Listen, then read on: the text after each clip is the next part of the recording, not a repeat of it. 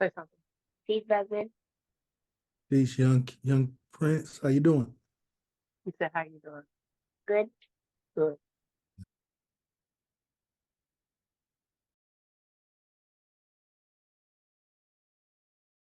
I was trying to think of some shit, man, and based on what we talked about, and I was like, man, we just gonna have a conversation like we do, man.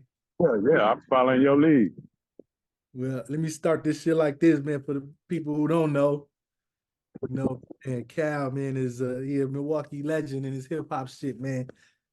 That's that's that's what everybody can agree on, My take on it, his brother, he one of the few people who went bar for bar with Twister from Chicago 2 times. He went bar for bar with Corrupt from the West Coast at the time when Corrupt was considered one of the best hip hop lyricists in the game. He then went bar for bar with, Trick Daddy and, man, shit, I think I heard one with Mac 10. He didn't work with some of the best in the business off the East Coast, like KG from Naughty by Nature and DJ Cypher Sounds. I mean, what'd you say, Cal? No, I just said, my man, love. You give me too much credit. I appreciate you. Ain't nothing but love, though. It's what happened, fam. I mean, shit. You respected everywhere. And you had to do some tough tasks writing that hit record, man. That motherfucker, it hit the underground audience, it hit the streets, it hit the mainstream audience. So that's what my class and my students, we talk about bringing people together, man. And if nothing else, that record brought a lot of people together from different races, different ethnic backgrounds. The ladies loved it, street niggas loved it. Across the country, let the students know, if they think that I'm just that cold of a rapper, I'm not. I would have been Al. All the C's that you put on Cuckoo Cow, it took my city that backed me up. You know what I'm saying? That made that. You know what I'm saying? Okay, that's so. Who was it then? Who was the first person? Who was the first person that told you was good? God, I'm being real honest with that one. Glory be to God of this conversation. I'm gonna say that several times within this conversation. Glory be to God. Hey, that's what we're about. I just loved it. Music. It didn't take nobody to tell me. I just was I can just keep it 100, right? Yeah. Yeah, I was trying to get another bottle of gin, and my man, Seven, who started me out rapping, you know what I'm saying? They was in the gang back in the day, and he was like, man, I'm not buying you no motherfucking gin today, man, unless you hear this beat, man, try and write some of this. I was like, I ain't no rapper, man, I'm a DJ. He was like, you try and write something to it, man, I'm gonna buy you a bottle. I said, give me a paper and pen. And it was his dream to, you know what I'm saying, rap. I wasn't thinking about nothing but about him. I'm being 100% honest. You know what I'm saying? And I wrote that rap, and his brother was having all the money in the game. And Seven stepped to the side. It was his aspirations and dreams to rap. He put himself to the side and did me after I got that bottle that day, though, for the record. But it was his dreams and aspirations. He put himself to the side unselfishly. And then I started from there. But I always loved the music before I knew I could rap. But that's who started me out. Shout out to Seven and T, man. No lies. So Seven, you got that bottle. Listening to who? Because you couldn't have just. I'm gonna tell you what beat it was. Spice One did a song off of it. The beat is actually originally it was a remake of Roy Ayers. Roy Ayers is an old school artist that I'm 53. I'll be 54 April 30th. That's somebody that my parents was listening to. You know what I'm saying? Roy Ayers. But Spice One did a beat off of it. If y'all don't mind me, I'm gonna keep it 100. It was like dun dun dun dun dun dun dun dun. I know. And I walked in on the east side. They was playing that beat. He wouldn't buy me no more liquor, and that's the beat that was playing. Spice One ended up later doing a song off of there. But that beat is originally a real old school beat way before my time, and the original beat came from the artist's name is Roy Ayers. Yeah, that was the shit right there. Face of a Desperate Man. Spice One, yeah, That song you was rapping that on. Spice One did, yeah. Yeah. Yeah.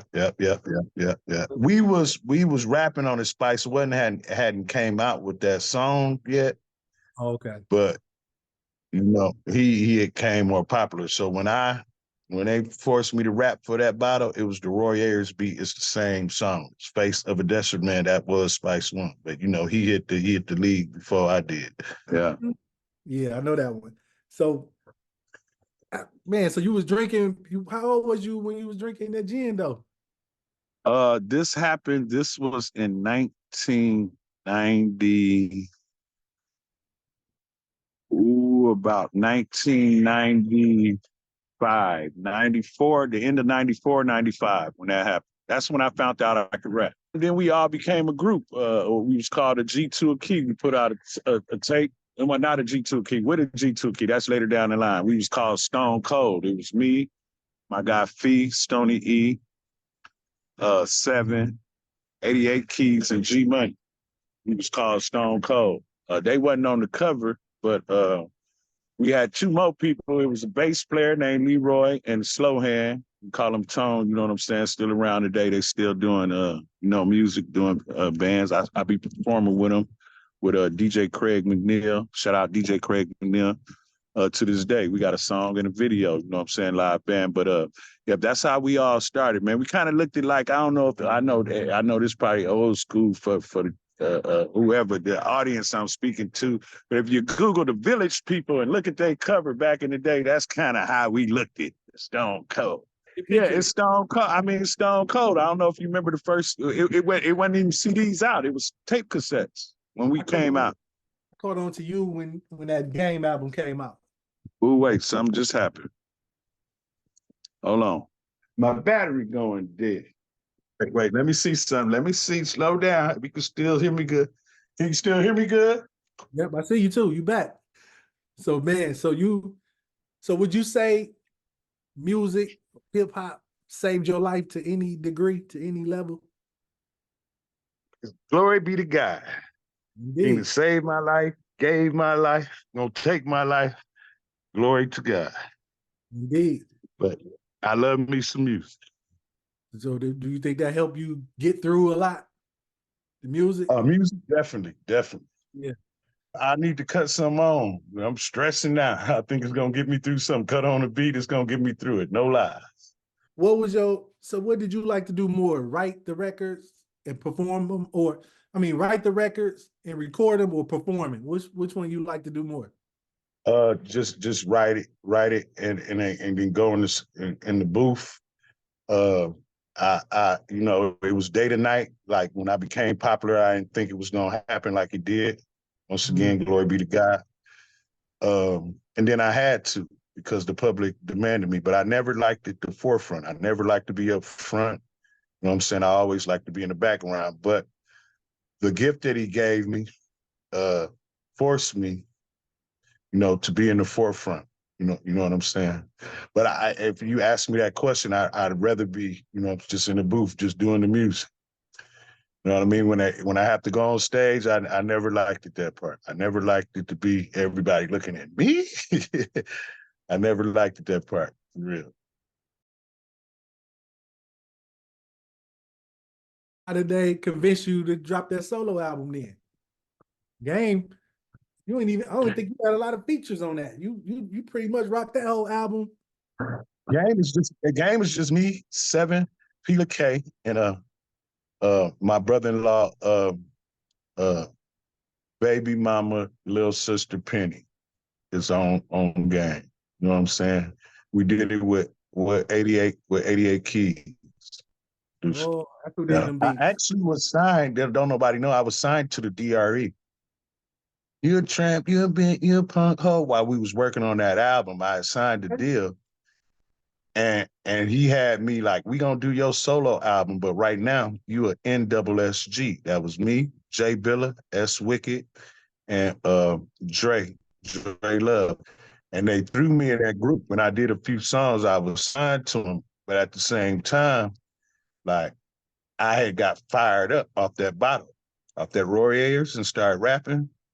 And I'm starting to hear myself, and I'm starting to like how I sound. So I went with 88 Keys, and I'm working on an album while we working on the NWSG's album, but I'm under contract with DRE. I took my guys and went over there and snapped. DRE was like, I don't care what you must don't know business. Just look at the contract. You can't get up out of this. It's just like such. I'm like, man, it's gonna be such hell. And DRE basement, true story. He looked at me like, man, whatever, man. Holler at Dave, me, nigga, ain't nothing, nigga, you can't do nothing. I said, well, bye. I'm finna go do this. I'm finna go do this album. And that's how Game came along. But I let DRE and Dave Peavy is who I was signed with. Shout out Dave Peavy, much love. And you know, it was DRE was the forefront, but Dave Peavy was the, you know what I'm saying, the main person putting the money behind it. You know what I'm saying, for DRE. When I was signed, I was NWSG. We gonna do your solo. So I ended up going with Keith and them, you know what I'm saying, the people I was around. And I finished the Game album. I did bring it back to them and let them hear it. And they no paperwork where I'm out the contract. They just let that Game album go. They just let me go from there. You know what I'm saying? It was like, that motherfucker is raw life. And I was saying, I know it sounds crazy, it's kind of cocky. And I'm working on this right now. I just buried my oldest son December 16th before he passed. Like, man, I love you, but you a selfish motherfucker. And I kind of was, and selfishly, I wanted to do my album first before NWSG was working. You know what I'm saying? But by the grace of God, you know what I'm saying? You know, everything it worked out. You know what I'm saying? Bottom line. But shout out DRE, Dave Peavy. That's the first contract I ever signed. Don't nobody know that.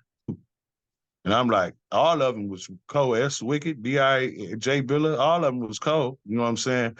I just selfishly, I was saying, I still want to do me like, I want my album done now. We need to do me now. I'm feeling something now. He like, man, listen, look, read the paperwork, call Dave, man, you can't get out or whatever. So, like, well, I just go do what they asked me to with the NWSG, but you know what I'm saying? It was a song here, a song there. But I leave there and go to 88 Keys and them and 7 of them, and we was recording constantly. And that's how the Game album came up, and I rung it to them, and they let me loose. All you boys, man, ended up doing some major things, man, in this, especially, I don't even like to call it locally, but just because I feel like, man, all of y'all, if y'all would have came out, everybody would have went platinum if they would have got a chance to go national. But just so happy you got that opportunity, man. Walking, Did you tell him about yourself while you mentioning that? Bro, yeah, you do me, man. Did you tell him how I know you?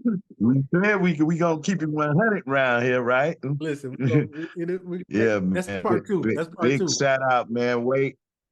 All right, say no more. Yes, sir. How that Walking Dead come about, though? Let's talk about how that came about, man. Walking Dead was okay. So we did the checkerboard. That was 7. His brother had the money. You know what I'm saying? Every last one of my guys, my whole circle, went to the Fed joint except me. We ordered my first 5,000 CDs to sell out the trunk because that's what we used to do. We didn't have the internet back then like it is now. And everybody but me. And they was investigating for 2 years. Reason probably why they ain't take me down with the circle because they was watching me like, oh, don't worry about it. He on bullshit. He just going to the liquor store getting by. Everybody went. And we ordered them 5,000 checkerboard CDs. That's when, in October 96, they took my whole circle, except me. The 7, his brother paid for him. They didn't even get to see how the CD looked at. We waiting for him to come back. Everybody was in the joint. Everybody was 7. 7 went on the run from October of 96 to March of 97. They gave him an extra 7 years. They gave everybody else 5 years, but he didn't even get to see his brother didn't even to see how what he paid for looked. We just ordered them and they came back. And then I was out in the street, bittersweet, drinking and drugging. And that's how I hit every neighborhood. You hear people like, he ain't from Lapham, he from Highland Park. He ain't from Highland Park, he from Westline. He ain't from Westline, he from 35th Street. He ain't from there. That's because I was stomping the street down with them CDs, man. You know what I'm saying? And until I just started, you know what I'm saying, day after day after day, when everybody like, I already got it. I'm like, all right, next neighborhood. You know what I'm saying? And everybody was locked up. You know what I'm saying? I was just stomping. I mean, literally getting on the bus, going to Grand Avenue Mall, Capitol Court, man, stomping the ground, selling that CD. And every amount of CD that I came out with, I never went home with one. You know what I'm saying? Yeah. Motherfuckers done pulled a gun on me about it and took a few of them. Then I turned the corner. This was 27th and Burleigh. Go to an after hour to get me a drink. Like, damn, I almost lost my life. And go to an after hour that I know is there. And the niggas that robbed me for a couple of CDs was up in there, and they like, cool, like, man, them niggas back there in that gamble, they just robbed. Nigga, they finna pay you double for that CD. Come on in, cuckoo. And they in there bumping my CD. That's a true story. True story. I believe it. You know, we know how Milwaukee get out. And no question. Which one would you prefer? Because you experienced it. Would you prefer the independent grind or the label grind? Since you were signed, you know what it's like to be on the label. Yep. The label grind then was the shit. The technology today is independent. Don't nobody sign no label. You don't sign no label. Everybody doing it. Everything is at your fingertips. You get $10. You get Quest. You get the $10 internet. You could do everything in the world from your fingertips off a computer. That's how we talking and looking at each other now. Everything is at your fingertips, from tissue, pantyhose, I don't give a damn what. It's right in front of you. If you got the internet, everything. And as much as you work your fingertips on that keypad, is you Def Jam and any record label that ever been big. But back in my time, we didn't have this technology. You know what I'm saying? Right. And now, I would say independently, but back then it was the label. You needed that push, because the label already got the push, the Def Jams, the Rap-A-Lots, and all that. You know what I'm saying? But nowadays, I mean, we them labels. You know what I'm saying? As far as technology, we didn't have social media when I came out. That wasn't there. It wasn't no streaming, downloads, and shit. When Project came out in 2001, that wasn't there. My projects. Let's get to that. So what after Walking Dead, it was Still Walking, right? Or was it my projects? No, it was Projects, then Still Walking. Still Walking was an album that got released because keep it 100. It was Gang, Checkerboard CD, and Walking Dead, Guys in the Fed joint. 7, who got the kick from the Everybody Went Down, October 96.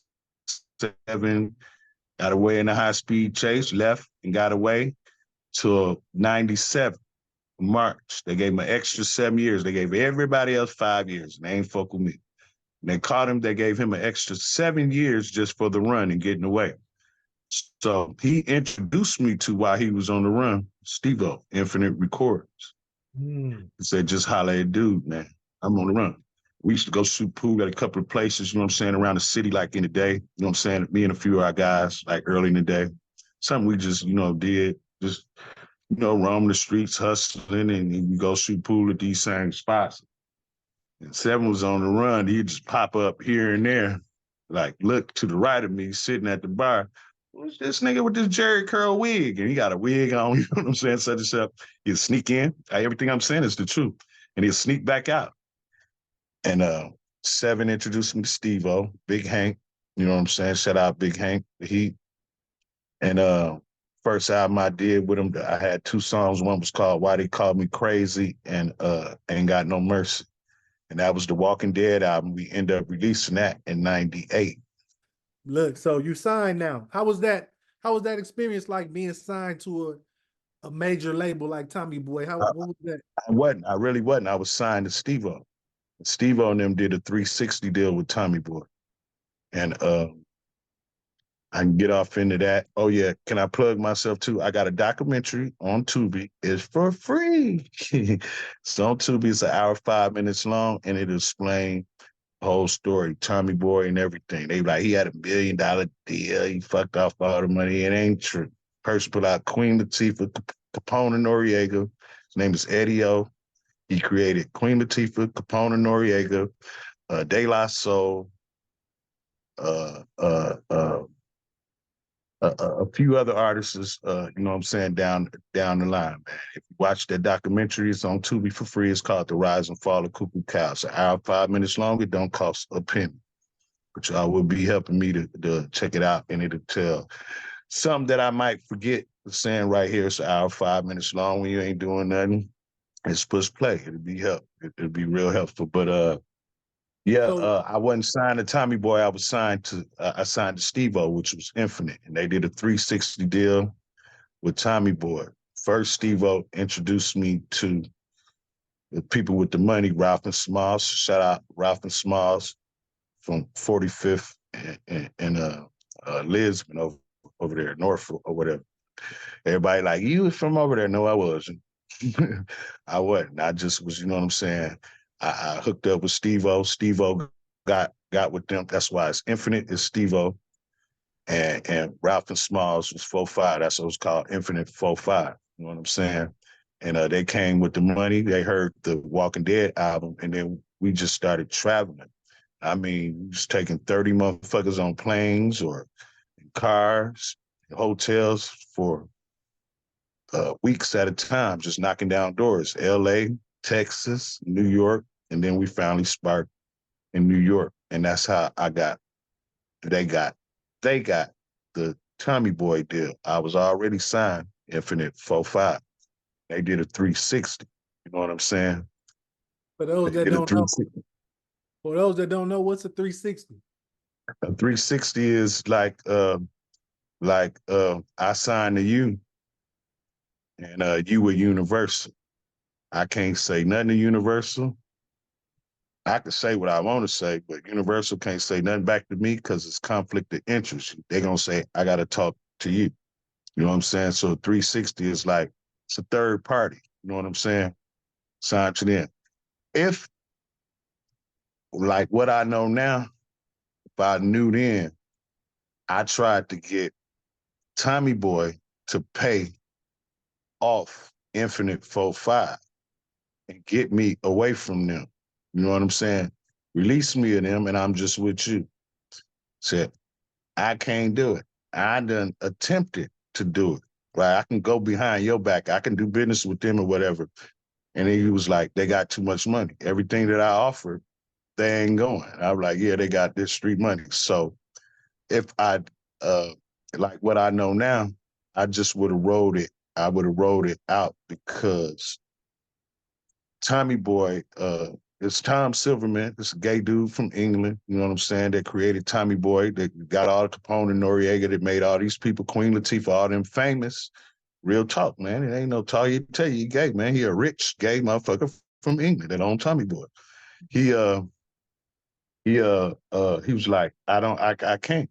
You know what I'm saying? You the golden goose, dog. When I came to Tommy Boy, if you know something about like a lease, your lease is up at the end of the year. They didn't have nothing popping. The last thing they had popping was Queen Latifah. Queen Latifah had gone off and was doing shows and everything. Uh, they still had her under contract, but they didn't have nothing else hot since her. So they just let her do her thing.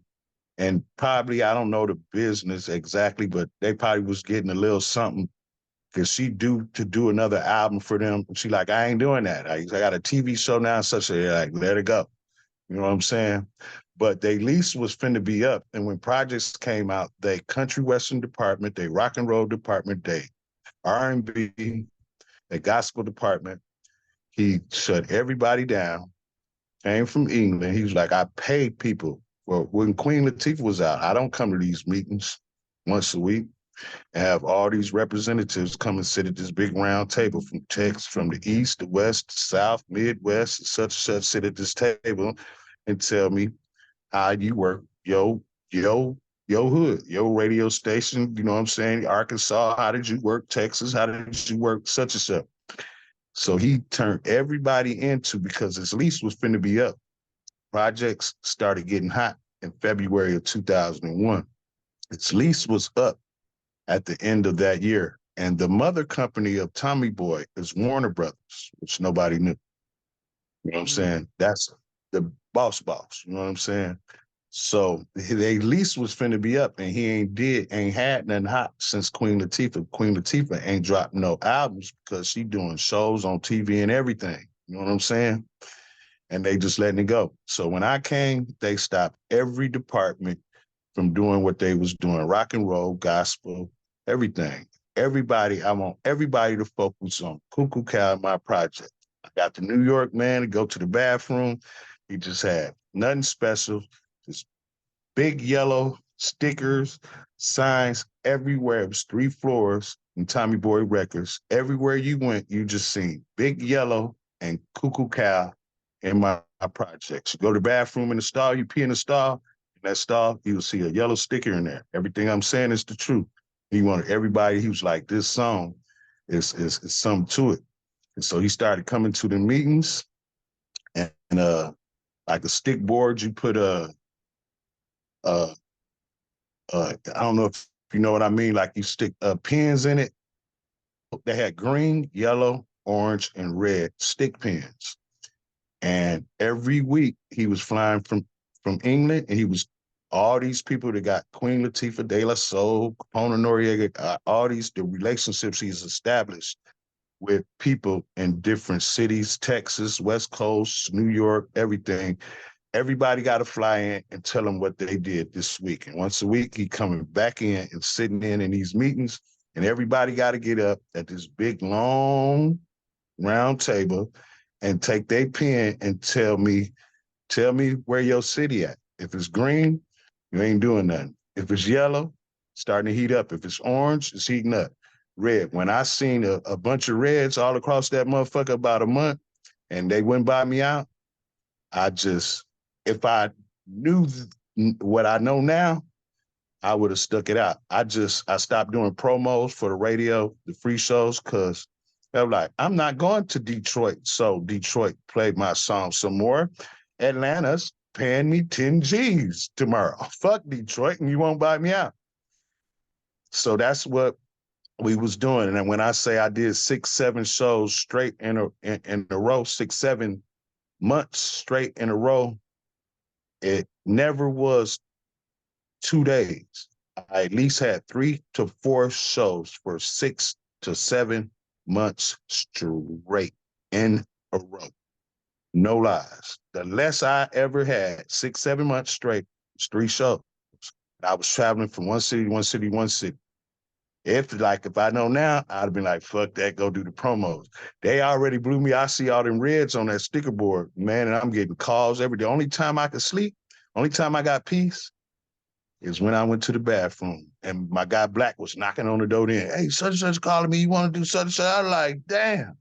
Laying down, going to bed, man, please, man. The only time I had peace was in the bathroom, dog. And that wasn't good. It'd be fun at the nightclubs and all that, you know what I'm saying? But dog, like sleep, like, man, you know what I'm saying? Down south, man, you don't perform shit.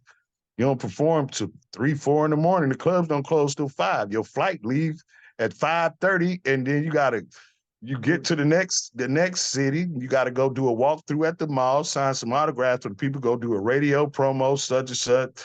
They're like, damn, I ain't even changed clothes. I want to brush my teeth and shower, such as. By then, you got to go do the sound check for the show. Next thing, you back in the show, and then this next thing, over and over and over again.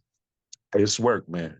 Let me ask you this, man. What if you could have went back to your label and said, hey man, listen, man, let's renegotiate, man, on these terms. Was it to Infinite? Let's say if you could have went back to them. Man, listen, they already got the golden egg on paper.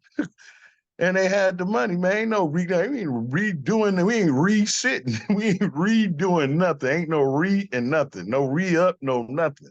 They already had the paper before.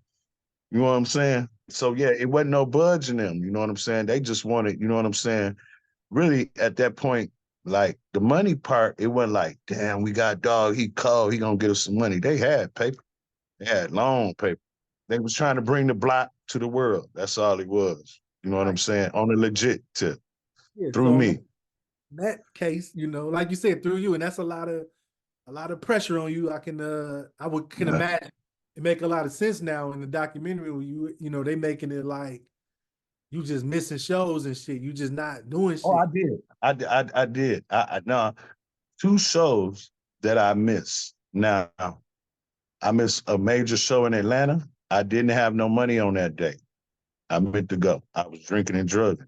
And I missed, they call them sister companies. Like B100 might have, right here in Milwaukee, they call them sister stations. And it could be in Arkansas, a station that's partner. And that's all over the country. They call them sister stations. You know what I'm saying? Every station across the country is not connected, but it's a lot of stations. They call them sister companies. And the major stations in whatever city is connecting, you know what I'm saying? They call them sister stations. And I missed two shows, one in Atlanta and one in Phoenix, and they were sister stations.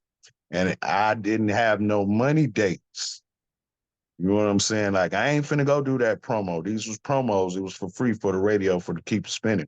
I was drinking and drugging when I missed them two shows. And that drinking and drugging and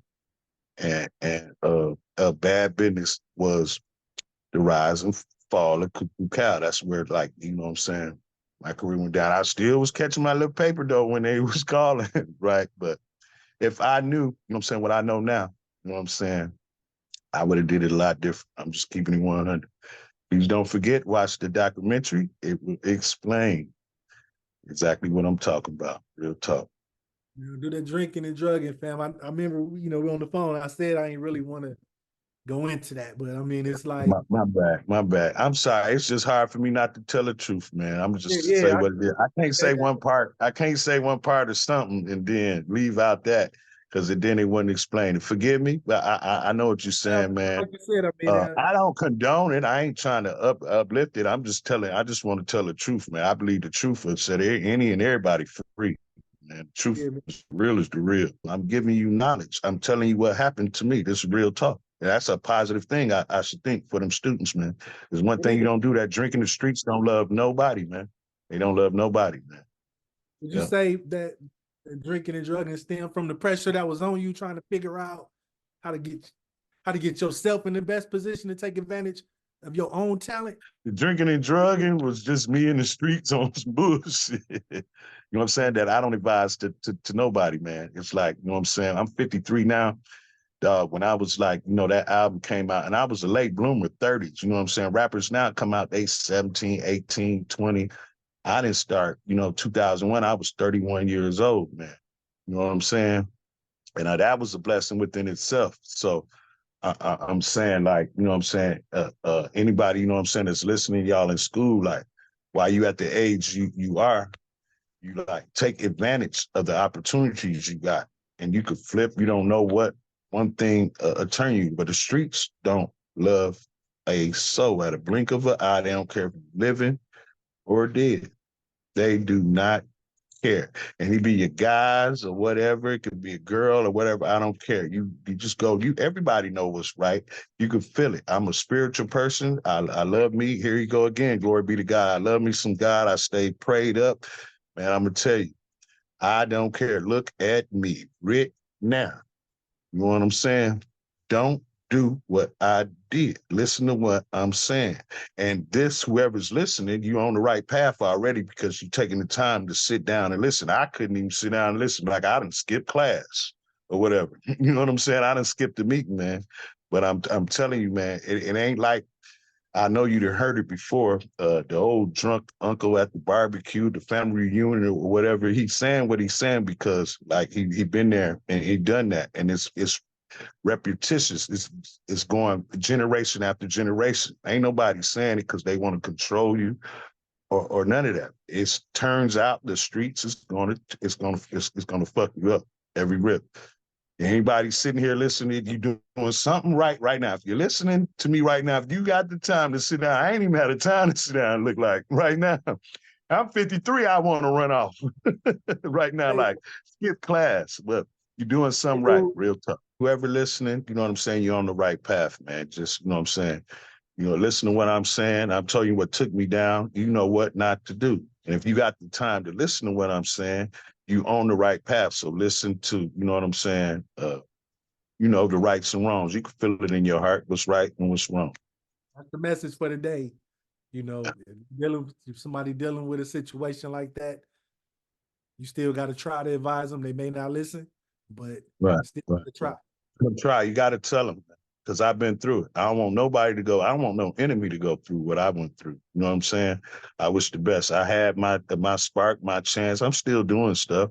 You know what I'm saying? I'm still getting money off that same song. I'm still doing shows or whatever, but you don't want to go my route. That's real tough. So just like De La Soul, you said De La Soul was on Tommy Boy. They just got the rights back to their songs. Is there a chance you might get the masters back? The masters? De La Soul don't got the masters. Warner Brothers on them masters. I think De La got their masters back, man. They probably got their publishers or something. Hey, trust me, Warner Brothers, not even Tommy Boy. Warner Brothers owns mine, Queen Latifah's, the masters. So the masters mean, if anybody for the record, what masters means is the catalog. Catalog's masters. Whoever owns it got the right to say, yeah, you could put it in this movie. No, you can't. I want 10,000 for this. You know what I'm saying? My projects was in plenty different movies. The Animal, Dark Angel, the Lakers played it when it come out. When I was with through Infinite Tommy Boy, you know, I was getting upfront 10,000, 20,000, and then published. That's for the rest of my life till I die, 4 times a year. You know what I'm saying? But like as of now, if they want to put that song project somewhere, they can collect the 10 or 20,000. But I'm gonna still get my publishing because I wrote them lyrics. That's my publishing. But the owner has the right, that's the masters, to say where it can go and where it can't. You know what I'm saying? Yeah, okay. But De La Soul, Tommy Boy don't even own the master. Warner Brothers is that they probably got their publishing seats. Back in the day when they came out, the game was so corrupt. Capone and Noriega's, no, they didn't know nothing about it. They just did shows, the upfront money, and this and that. They ain't know nothing about publishing. You know what I'm saying? If somebody tell you got a publishing check, it's always a writer's and a publishing. There's 2 checks 4 times a year. Michael Jackson was alive. I don't give a damn. My check ain't gonna be as big as his, but he gonna get paid just like me 4 times a year, every year. Every quarter. January, February, March, April, you get a check. April, you know what I'm saying? Every 3 months, the next month you get a check. I don't care who it is, Lil Wayne. It just depends on your publishing, you get it. Now, that's probably what De La Soul got. Like, I know Rap-A-Lot was doing that big with artists. They was, people didn't even know about their publishing. Years later, they be like, it's too late. They done made like over $1 million off your publishing. You didn't even know you had that check coming. You know what I'm saying? And it's 2 of them, not just one of them. It's 2 of them. One might have been for one, you know what I'm saying? Just say for the year. I'm just throwing something there. Just 170,000 for the year, and another check might have been for 280 out of the whole year. I'm talking about years of people. You know what I'm saying? Years of people. Back then, the most artists, and I mean back in them days, a lot of people didn't know about that part of the game, dog. And the companies, the major labels, was taking advantage of that. You'd be like, oh, look at dog, put the chain on, give him the car, get him the crib and everything, dog. They study. You know what I'm saying? And then they already like, we giving you, after I spend 1 million on you, after I make my 1 million, then we gonna do a bust down 80-20. You get 20%, we get 80. After I get what I spent. So if they spent $1 million, let me get my, but they didn't know about the publishing the whole time, and years gone by. But One thing I know for sure, if De La Soul got they masters, they got them a very big bankroll, and they paid a good attorney and got the masters. But Tommy Boy don't even own the masters. The main owner of all that stuff is Warner Brothers. That's the mother company. Like I was saying, sister stations, radio stations. Warner Brothers is the mother of Tommy Boy. I caught a check for 80,000. I didn't know something about it. I was getting one check. Writers. I just thought that was it. And I had owned the publishing company. All I had to do was say, I'm in. It was already mine. It was documented. It's my publishing company, but I never activated. And all that time I had got a check, somebody that I plugged into later in life. Like, man, it hit me onto it like, oh, I'm supposed to get 2 checks. Let alone, it took me a long time to find out it was checks coming. This had something to do with my mama. It was checks to my mama address, and she wasn't saying shit. I was asking for $50. I ain't giving you shit. I'm broke. Like, damn. And she got 20-some thousand. You know what I'm saying? Check 2,800 here, 1,100 here, 8,000 here. She got man, I asked for 50 some days, like, here, like, we ain't gonna pay my 50 back. I'm not knowing she's stacking them checks up. That was just one check. Then later in life, I caught one check when I found out it's like 2, it's a writer's and a publishing check. Everybody, if you a writer, you also, the only way you can be a writer off of ASCAP or BMI, them the only 2 companies in the world. You like, why somebody as rich as Michael Jackson just didn't create another one? I just guess the world won't let them. But there's only 2 publishing companies in the world. Is BMI and ASCAP. There ain't no other companies. It's quarterly. Everybody get paid. I don't care who you is, but I didn't know about that. And